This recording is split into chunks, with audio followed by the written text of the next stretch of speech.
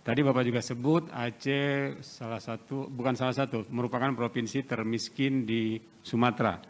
Pertanyaan saya, di tengah kondisi Aceh yang seperti itu, Bapak melihat ada nggak potensi Aceh ini yang bisa dikembangkan ke depan gitu, yang memberikan ekspektasi dan optimisme. Silakan Prof. Oke, baik. Jadi ada 10 ledakan ekonomi, tapi juga ada, kalau lebih 10 ledakan ekonomi ini nanti saya ceritakan ya, ada ledakan kreativitas ya, orang menjadi lebih kreatif. Hati-hati saudara, selama pandemi ini anak-anak muda itu kan lebih kreatif daripada kita ya, sehingga mereka menciptakan banyak hal baru ya.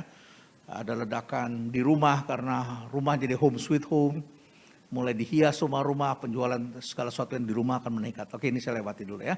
Wisatanya luar ruang dan sebagainya, nanti saya jelaskan. Tapi gimana di Aceh? Nih coba kita lihat ya.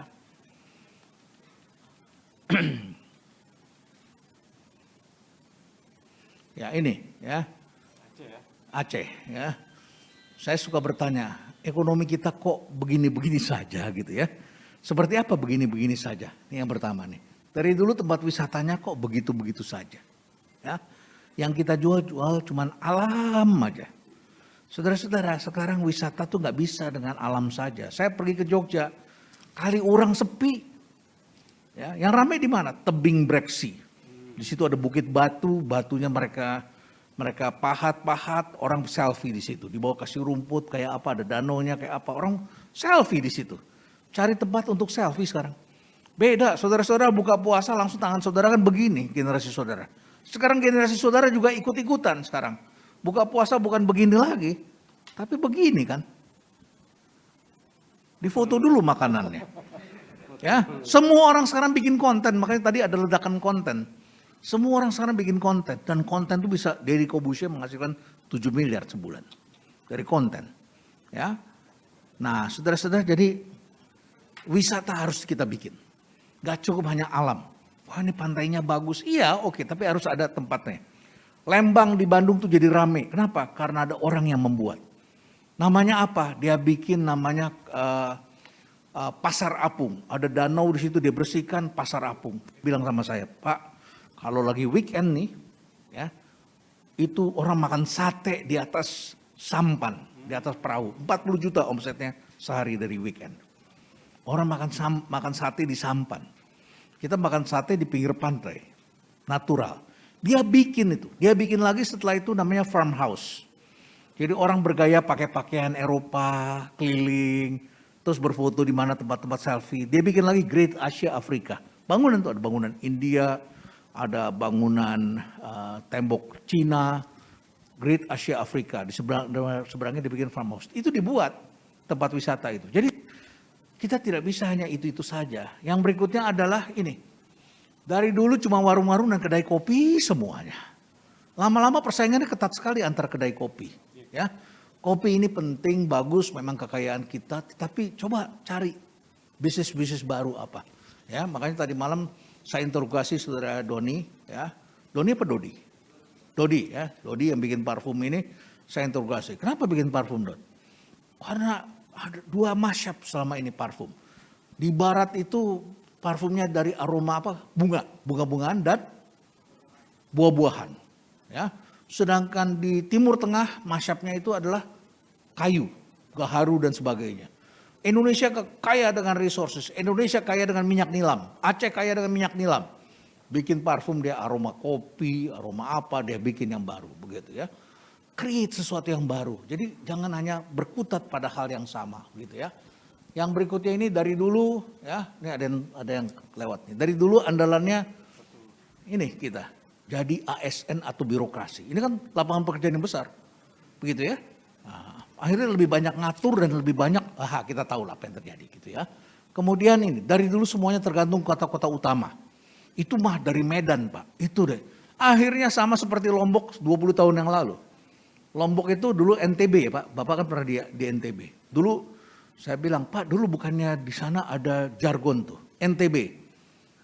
Nasib tergantung Bali. Jadi orang Bali nggak mengasih proyek apa turis ke sana. Tapi sekarang mereka kolaborasi, muncul generasi baru. Gubernur Bali, Gubernur NTB, Gubernur NTT itu mantan orang DPR semua. Dan lebih muda. Mereka kolaborasi sekarang. Memperbesar kue di situ ya. Sehingga NTB tidak lagi tergantung pada Bali, tapi mereka mempunyai eksotisme sendiri. NTT juga begitu, punya Labuan Bajo, ya Pulau Floresnya bisa dijual, Sumba bisa dijual, Lombok juga begitu, NTB-nya bisa dijual, banyak sekali yang indah-indah begitu ya. Jadi dibangun, di-create hal-hal baru seperti itu. Nah saudara, kita harus bangkit ini seperti ini ya. Nah dari dulu apalagi banyak sekali dari dulunya saudara. Tentu harus keluar nih ya. Mengapa kita terperangkap dengan kebiasaan masa lalu? Apa saja itu kebiasaan masa lalu kita? Ya, kita senang ribut, kita senang rame-rame. Kalau rame-rame itu cepat sekali, diskusi luar biasa. Yang jadi masalah selalu adalah implementasi. Implementasi. Ya, ini saatnya ya, kaum muda dan para senior memberikan hal-hal yang baru dan lebih bertindak, action oriented. Ini mohon maaf saudara-saudara ya. Action oriented, ini penting sekali. Kemudian kuncinya bukan pada perdebatan, diskusi atau paperwork, tapi lebih kepada eksekusi dan berani menggerakkan. Yang beresiko itu adalah orang yang bergerak. Yang membuat planning tidak banyak masalah. Saudara kasih ide, orang semua tepuk tangan. Ya, kebanyakan orang menghindari tahap eksekusinya. Eksekusi itu berdarah-darah, saudara berhadapan dengan pihak A, pihak B, pihak C. Dan kalau tidak mempunyai kesungguhan tidak jalan. Kita perlu tipe orang tipe C ya yang bisa menggerakkan. Oke. Kemudian ini ekonomi kita secara umum pentingnya inovasi dan keluar dari belenggu-belenggu lama. Kita perlu inovasi. Saudara punya banyak sekali hal-hal bagus di sini ya. Saudara lihat budaya kita itu dinamis sekali ya, itu saya kira satu pelajaran penting di sana. Kemudian kaum muda. Pesan saya kaum muda harus berani eksplor dan bangun kewirausahaan baru. Kewirausahaan baru ini sekarang tidak memerlukan modal besar, ya, jangan bicara modal-modal terus, ya, bisa kolaborasi, pakai ekosistem dan lain sebagainya. Oke. Kemudian birokrasi dan Pemda perlu bangun masyarakat baru yang lebih giat dan berbudaya ekonomi produktif. Kita suka lupa tuh membangun budaya ekonomi.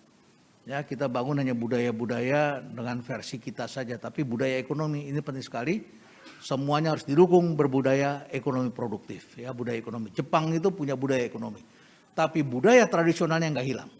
Orang tetap masih pakai kimono, orang masih tetap menganggukkan badan, ya, respect pada senior, tetapi budaya ekonomi produktifnya luar biasa. Waktu tsunami mereka menolak kiriman selimut dari kita, bantuan dari kita. Mereka bilang di bawah standar. Ya. Tapi pada waktu terjadi tetangganya kesulitan, mereka kakek nenek bersihin rumah. Ditanya sama wartawan CNN, kenapa Anda kerja seperti ini, umur sudah 80 tahun. Dia bilang apa? Kita harus cepat bersihkan ini karena setelah ini kita harus nolong orang.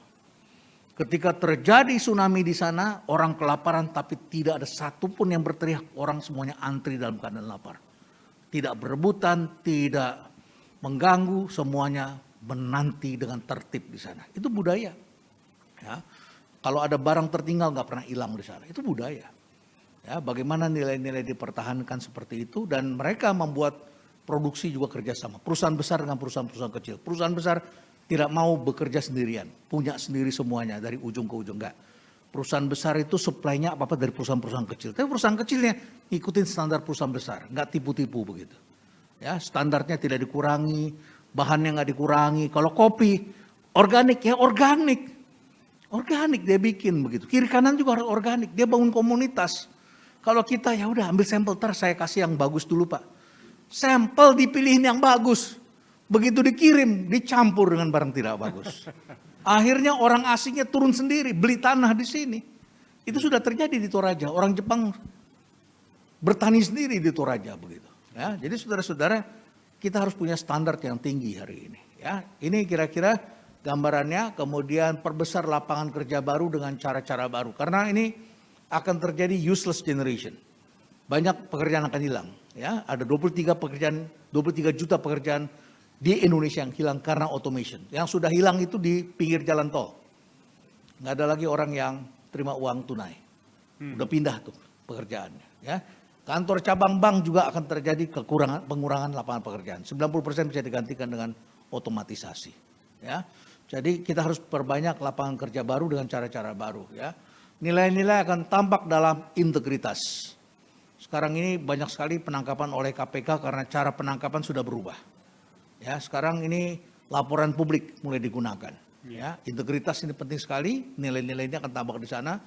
Kegiatan ekonomi dan keadilan, perekatan terutama adalah bagaimana mencegah terjadinya konflik dan tentu saja harus muncul dalam bentuk kesejahteraan. Ini yang saya kira PR kita bersama supaya kita bisa ciptakan cara-cara baru. Jadi saudara-saudara, ada the story of the past, ada story of the future. Saudara yang sudah punya the past, it's okay.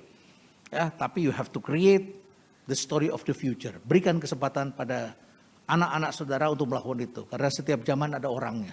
Ya, dan belum tentu itu kita orangnya. Oke? Saya pun selalu dibantu oleh anak-anak saya. Jadi saya tidak bekerja sendirian. Kalau saya tahu ini semua pasti karena ada anak-anak muda yang bantu saya. Menti-menti saya usianya 23 sampai 27 tahun.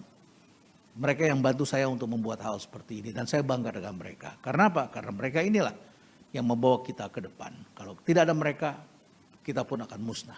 Ya, saya kira itu sama saja. Yep.